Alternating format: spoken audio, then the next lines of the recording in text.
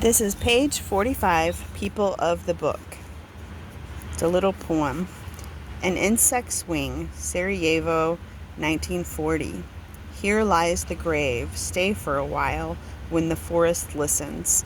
Take off your caps. Here rests the flower of a people that knows how to die.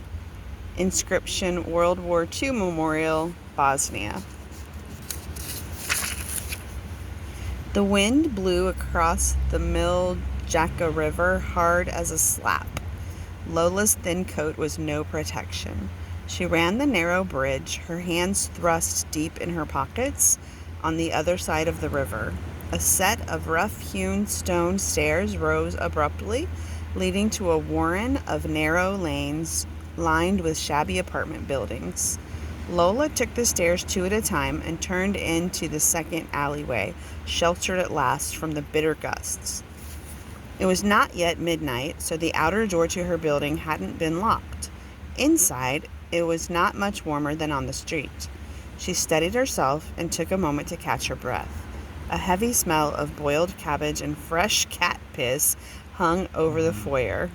Lola crept up the stairs and gently turned the latch on her family's apartment.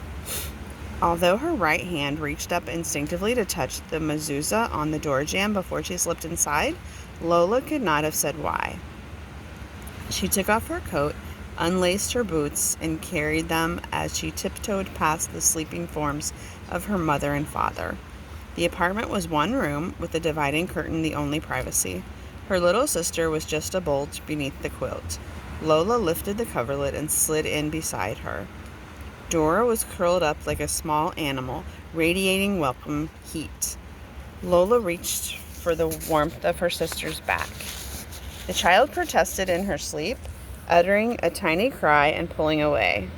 She tucked her icy hands into her own armpits.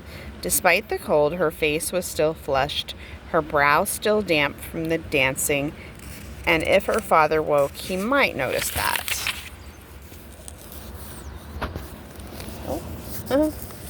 Lola loved the dancing.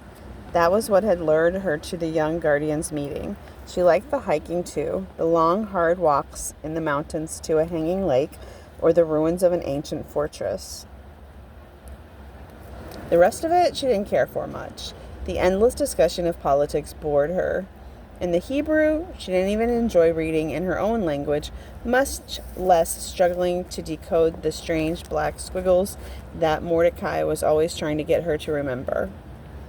She thought about his arm across her shoulder in the circle. She could still feel the pleasant weight of it, muscular from farm labor. When he'd rolled up his sleeves, his forearm had been brown and hard as a hazelnut. Even though she didn't know the steps, it was easy to follow the dance with him beside her, smiling encouragement. A Sarajevan, even a poor one like Lola, would never give a second glance to a Bosnian peasant.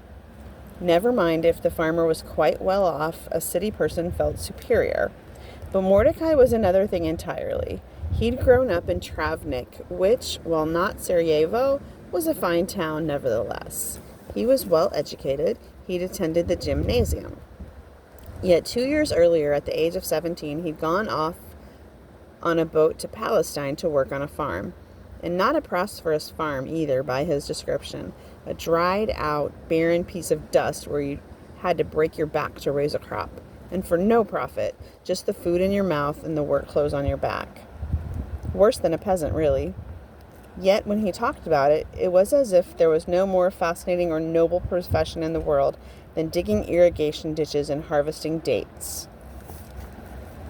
Lola loved listening to Mordecai when he talked about all the practical things a pioneer had to know, like how to treat a scorpion bite or stanch a bad cut, how to site a stationary latrine or improvise a shelter. Lola knew she would never leave home to pioneer in Palestine, but she liked to think about the kind of adventurous life that might demand such skills, and she liked to think about Mordecai. The way he spoke reminded her of the old Ladino songs her grandfather had sung to her when she was a little girl. He had a seed stand at the open-air market, and Lola's mother would sometimes leave her there with him while she worked. Grandfather was full of tales of knights and hidalgos and poems from a magic place called Sepharad, where he said their ancestors had lived long ago. Mordecai spoke about his new land as if it were Sepharad. He told the group that he couldn't wait to get back there to Eretz Israel. I am jealous of every sunrise. I am not there to see the white stones of the Jordan Valley turn to gold. Lola didn't speak up in the group discussions. She felt stupid compared to the others. Many of them were Jijos, don't know, Yiddish-speaking Jews who had come to the city with the Austrian occupation in the late 19th century. Ladino-speaking families like Lola's had been in the city since 1565, when Sarajevo was part of the Ottoman Empire and the Muslim Sultan had offered refuge from Christian persecution. Most of those who came had been wandering since the expulsion from Spain in 1492, unable to find a permanent home. They had found peace in Sarajevo and acceptance, but only a few families had really prospered. Most remained small-time merchants like her grandfather or artisans with simple skills. The Svabojijos were more educated, more European in their outlook. Very soon they had much better jobs and were blending with the highest ranks of Sarajevan society. Their children went to the gymnasiums and even sometimes to the university. As the young guardians, they were the natural leaders. One was the daughter of a city councilor, one the son of a pharmacist, a widower, for whom Lola's mother did laundry. Another girl's father was a bookkeeper at the finance ministry, where Lola's father worked as a janitor. But Mordecai treated everyone as an equal, so gradually she gathered enough courage to ask a question. "But Mordecai," she asked shyly, "aren't you glad to be home in your own country, speaking your own language, not having to work so hard?" Mordecai turned to her with a smile. "This isn't my home," he said gently, "and it isn't yours either. The only true home for Jews is Eretz Israel. And that's why I'm here, to tell you all about the life you could have, to prepare you, and to bring you back with me to build our Jewish homeland." He raised his arms as if including her in a communal embrace. "And if you will it, it is no dream." He paused, letting the words hang in the air. "A great man said that, and I believe it. What about you, Lola? Will you act your dreams and make them real?" She blushed, unused to the attention, and Mordecai smiled kindly. Then he spread his hands to include the whole group. "But think of this. What do you will? Is it to do the pigeon dance, scratching around for the crumbs of others? Or will you be desert hawks and soar to your own destiny?" Isaac, the pharmacist's son, was a slight, studious boy with pencil-thin limbs. Lola's mother often opined that for all his learning, the pharmacist didn't have the first idea how to properly feed a growing child. But of all the young people in the hall, Isaac alone fidgeted impatiently during Mordecai's rhetorical flight. Mordecai noticed and turned the full force of his warmth upon him. "What is it, Isaac? Do you have a view to share with us?"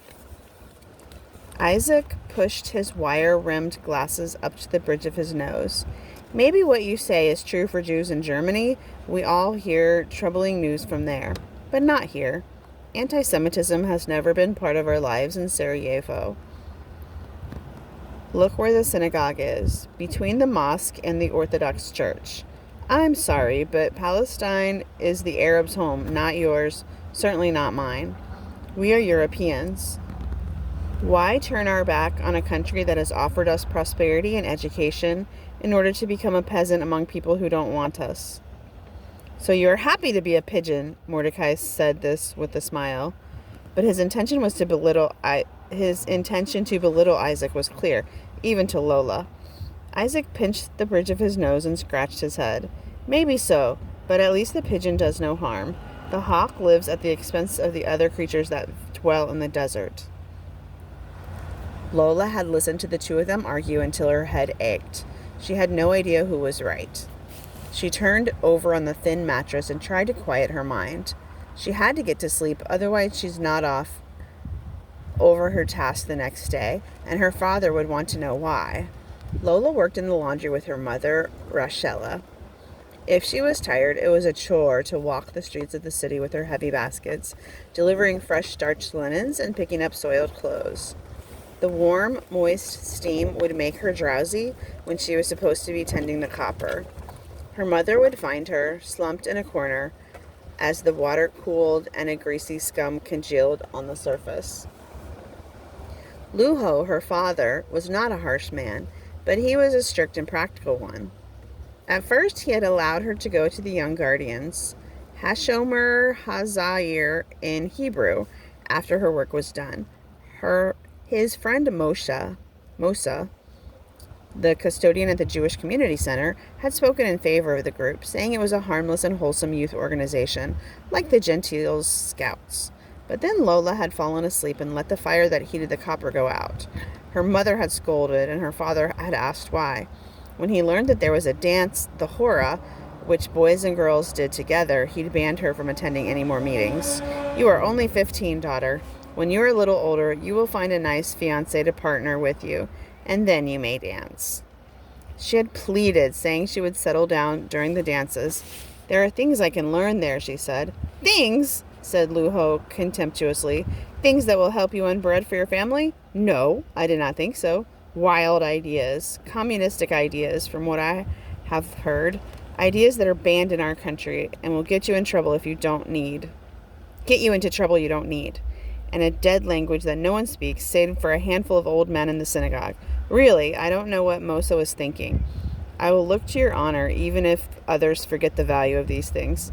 Hiking on Sunday, I don't mind it if your mother has no chores for you, but from now on, you spend your evenings at home."